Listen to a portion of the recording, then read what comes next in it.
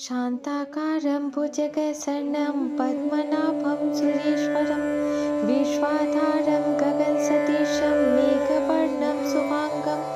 लक्ष्मीकान्तं कमलनयनं योगिविद्यानगम्यं वन्दे विष्णुभवहरणं सर्वलोकैकनाथं श्रीपरमात्मने नमः। ॐ अथ श्रीविष्णुसहस्रनामस्तोत्रम् यस्य स्मरणमात्रेण जन्मसंसारबन्धनात् विमुच्यते। नमस्तस्मै विष्णवे प्रभविष्णवे नमस्तमस्तभूतानाम् आदिभूताय भूकृते अनेकरूपरूपाय विष्णवे प्रभविष्णवे वैशम्पायनुवाच कृत्वा धर्मान् शेषेण पावनानि च सर्वशः युधिष्ठिरसान्तनवं युधिष्ठिरुवाच किमेकं देवतं लोके किं वाक्येकं परायणं ध्रुवन्तं कञ्चन प्राप्नुयो मानवाः शुभं को धर्मः सर्वधर्माणां भवतः परमो मतः किं जपन्मुच्यते जन्तुर्जन्मसंसारबन्धनात्। भीष्मोवाच जगत्प्रभुं देवदेवम् अनन्तं पुरुषोत्तमं सुवन्नाम सहस्रेण पुरुषः सततोदितः तमेव चार्य नित्यं भक्त्या पुरुषं वयं ध्यानं सुवर्णमद्यस्य यजमानश्च मेव च अनादिनिधनं विष्णु सर्वलोकमहेश्वरं लोकाध्यक्षं सुवन्नितं सर्वदुःखादिको भवेत् ब्रह्म्यं सर्वधर्मज्ञं लोकानां कीर्तिवर्धनं लोकनाथं महद्भूतं सर्वभूतभवो भवम् एष मे सर्वधर्माणां धर्मो अधिकतमो मतः य भक्त्या सुपुण्डरीकाक्षस्तच्चिन्नरः सदा परमं यो महत्तेजः परमं यो महत्तपः परमं यो महद्ब्रह्म परमं यः परायणं पवित्राणां पवित्रं यो मङ्गलं च मङ्गलं देवतं देवतानां च भूतानां यो वित्तः यतः सर्वाणि भूतानि भव्यतानि युगागमे यस्मिन् प्रलयं यान्ति पुनरेव युगक्षये तस्य लोकप्रधानस्य जगन्नाथः स भूपति विष्णुनामसहस्रं मे शृणु पापभयापहं यानि नामानि गौराणि विख्यातानि महात्मनः ऋषिभिः परिगीतानि तानि वक्ष्यामि भूतये। ॐ विष्णु विष्णु वषट्कारो भूतभव्य भवत् प्रभु भूतकृत भूतभृत भावो भूतात्मा भूतपावनः भूतात्मा परमात्मा च मुक्तानां परमा गतिः अव्यः पुरुषः साक्षी चित्तयोगचैव च योगो योगविदां नेता प्रधानपुरुषेश्वरः नारसिंहवपु सीमान् केशवः पुरुषोत्तमः सर्वसवः शिवः सानुभूतान्निधिरव्यः सम्भवो भावनो भर्ता प्रभवः प्रभुरिषयः स्वयंभू शम्भुरादित्यः पुष्कराक्षो महासनः अनादिनिधनो धाता विधाता धातुरुत्तमः अप्रमेयो ऋषिकेशः पद्मनाभो अमर प्रभु विश्वकर्मा मनुत्तवष्ठा अथ विष्ठो अथ वीरो ध्रुवः अग्रयः शाश्वतः कृष्णो लोहिताक्ष प्रदर्शनः प्रभुतिस्थिक्धामं पवित्रं मङ्गलं परम् ईशानः प्राणतः प्राणो ज्येष्ठः शेषः प्रजापति हिरण्यगर्भो भूगर्भो माधवो मधुसूदनः ईश्वरो विक्रमी धर्मी मेधावी विक्रमः क्रमः अनुत्तमः दुराधर्षः कृतज्ञ कृतिरातवान् सुरेशः शरणं शर्मर्विश्वरेता प्रजाभवः अहं संवत्सरो व्यालः प्रत्ययः सर्वदर्शनः सुरेशः शरणं शर्मर्विश्वरेता प्रजाप्रभवः अहं संवत्सरो व्यालः प्रत्ययः सर्वदर्शनः सुरेशः शरणं शर्म विश्वरेता प्रजाभवः अहं संवत्सरो व्यालः प्रत्ययः सर्वदर्शनः अजः सर्वेश्वरः सिद्धः सिद्धिः सर्वारुचितः विशाखपरिमे आत्मा सर्वयोगविनिसुतः वसु वसुम्ना सत्यः समात्मा समितः समः अमोघः पुण्डरीकाक्ष विश्वकर्मा वृषाकृतिः रुद्रो बहुशिरा विभो विश्वयोनि शुचिस्रवः अमृतः शाश्वतः श्राणु वरारोहो महातपः अमृतः शाश्वतः श्राणु वरारोहो महातपः सर्वगः सर्वविद्वानो विश्वसेनो जनार्दनः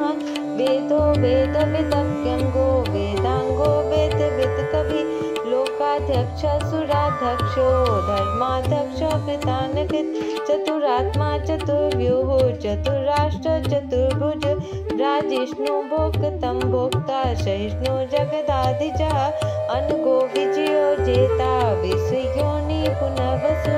उपेन्द्रो वामनः प्रासुर्मोघः शुचिरुचितः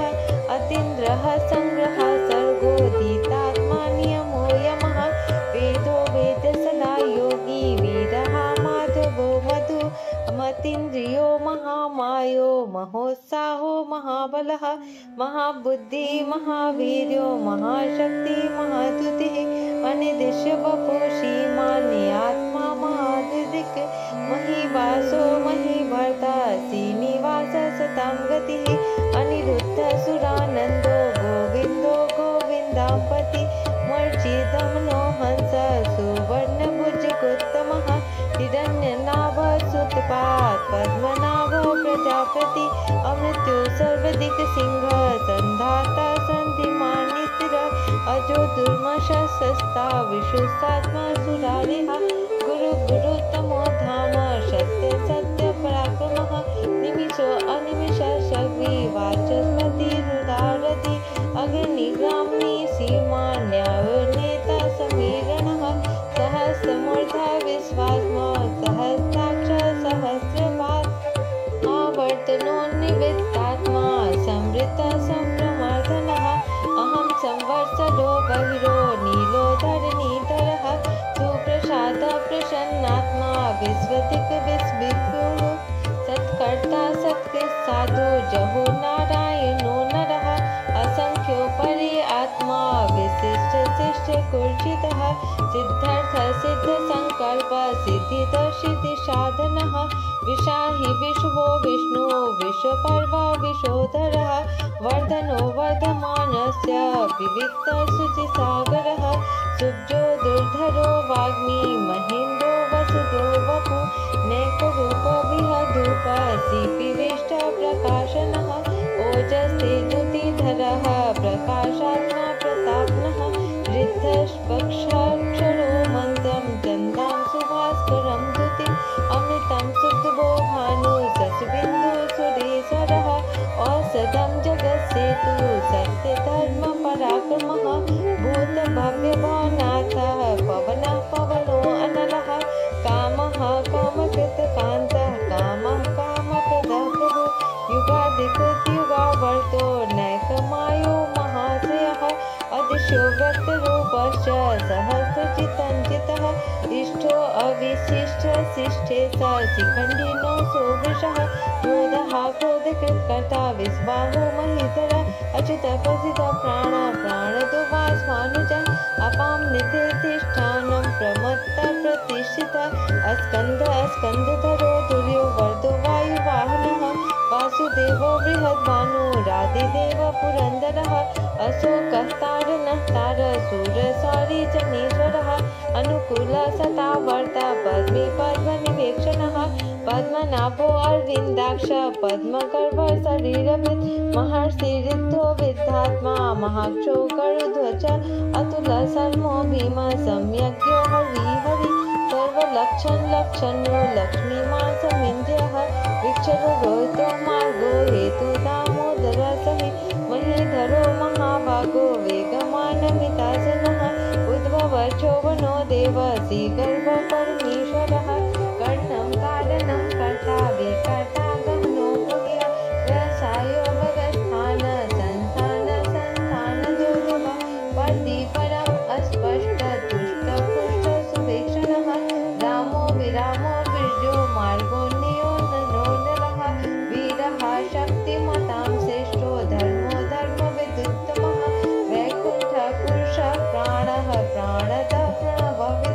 हिरण्यगर्भः शत्रुघ्नो व्याप्तो वायुरथोक्षणः ऋतुसुदर्शनः कालः परिवेशी परिग्रहः उग्रः संवत्सरो दक्षो विश्रामो विश्वदक्षिणः विस्तारः अस्थावरमसानो प्रमाणं बीजं क्षयम् अर्धोऽनर्थो महाकोशो महाभोगो महाधनः अनिविण्णः अथविष्टो अभूधर्मयुगो महामहः नक्षत्रनेमि नक्षति चमचां समीनः यज्ञयुजो महेशस्य कर्तु सतं सतां गतिः सर्वदर्शी विमुक्तात्मा सर्वज्ञो ज्ञानमुत्तमः सुव्रतः सुमुखः सूक्ष्मः सुघोषः सुखदः मनोहरो चित्कोजो विर्वाहो वितारणः स्वप्नः स्ववशो व्यापी नैकात्मः वत्सलो वत्सलो वशी रत्नगर्भो धनेश्वरः धर्मकुटधर्मकृतधर्मी सत्य सतक्षमक्षरम् अविख्याता सहस्रांशु विधाता कृतलक्षणः गर्भस्थिनेमि सतस्य सिंहो भूतमहेश्वरः आदिदेवो महादेवो देवेशो देववित्तः पुत्रो गोपति गोप्ता ज्ञानगम्य पुरातनः शरीरभूतकृत् भोक्ता कपिन्दो भूरिदक्षिणः सोमपोहो अमृतः सोमपोहो अमृतः सोमः सुपूजितपुरुषोत्तमः विनियोजयते सत्यसन्धो दर्शः सात्वतां पति जीवो विनयिता साक्षी मुकुन्दो अमितो विक्रमः अम्बोनिधिरन्तात्मा महोदधिष्योऽन्तकः अर्जो महास्वभाव्यो जितामित्रं प्रमोदनः आनन्दो नन्दनो नन्द सत्यधर्मविक्रमः महर्षि कपिलाचार्य कृतज्ञो विधिनिपति त्रिपदस्ता तक्षो महासिंहकृतानकृत् महावराहो गोविन्द सुसेनाकनकागति गुह्यो गम्भीरो गह्नो गुप्तचक्रगदाधर वेदासंख्यो अच्युतः कृष्णो दिसङ्कर्षणो अच्युतः वरुणो वारुणो वीक्ष पुष्कराक्षो महामनः भगवान् भगानन्दी वनमाली हलायुध आदित्यो ज्योतिरादित्य सहिष्णु गतिसुतमः सुधन्वाखण्ड परस्तुर्दारुणोद्रगुणप्रदः दिवसविकसवदिग्वासो वाचस्पतिर्यो निजः तिसामासामकः साम निर्वाणं भेषजविषः सन्न्यासपुच्छमसान्तो निष्ठा शान्तिपरायणः शुभाङ्गशान्तितः स्वस्थः कुमुदः कुवलेशयः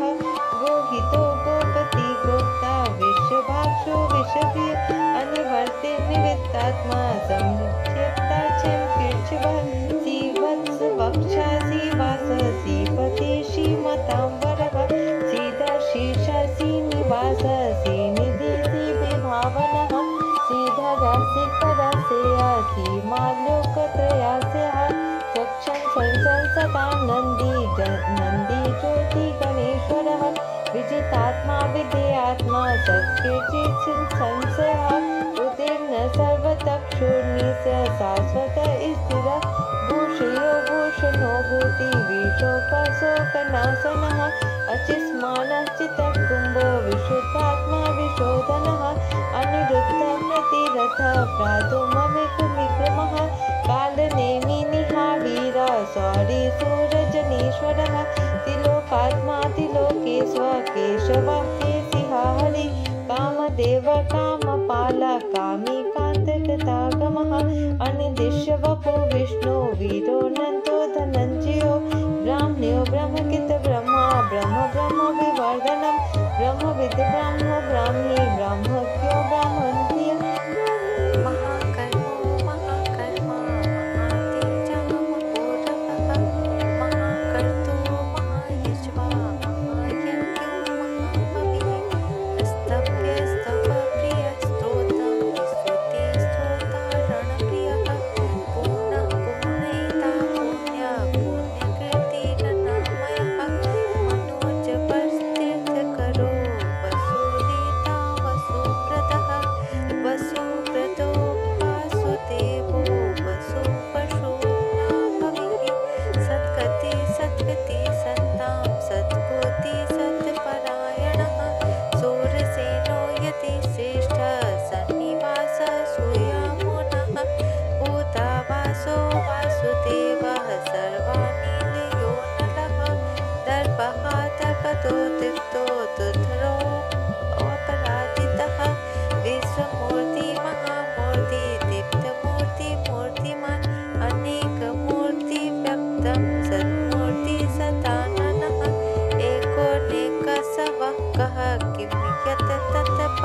उत्तमम् लोकबन्धो लोकनाथो माधवो भक्तवत्सलः सुवर्णवर्णो हेमांगो वरांगचन्द्रनागतिः वीरः विषमा शून्योदितात्मा श्रीचराच अमान्युमान्तो मान्य लोकस्वामीति लोकदिक् सुमेधामेधजो धन्य सत्यमेधाधराधरा तेजो विशोधतिधरा सर्वशास्त्रिताम्बरः रघुो निग्रहो व्याघ्रो नैगसिंहदागजः चतुर्मार्ती चतुर्बाहु चतुर्व्यूह चतुर्गति चतुरात्मा चतुर्भाव चतुर्वेद विदिक्पाल समावर्तो निमित्तात्मा दुर्जयो दुर्तिक्रमः दुर्लभो दुर्गमो दुर्गो दुरावासो दुरारिः शुभांगो लोकसारङ्गः सुतन्तुवर्धनः इन्द्रकर्मा महाकर्मा कृतकर्मा कृतागमः उद्भवः सुन्दरः सुन्दो रत्ननाभः सुलोचनः अर्को वाचसिंहजयन्तः सर्वविजयी सुवर्णबिन्दुरक्षोगः सर्वभागेश्वरेश्वर महाहर्दो महागर्दो महाभूतो महानिधि कुमुदाकुन्दरः कुन्दापर्जयः पवनो अनिलः अमृतासो अमृतवपु सर्वज्ञ सर्वतोमुख सुलभः सुव्रतः सिद्धः सतुर्जिततापनः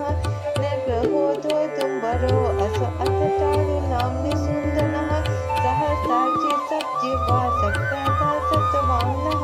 अमूर्तिनग्रचिन्तो वैकृतगो नाशनः अनुबृहस्पतिः सूर्यो गुणतिलकनो महा अधिकस्वधिकः स्वास्य प्रागवंशो वंशवर्धनः भारभूतकथितो योगी योगीश्वर सर्वकामदः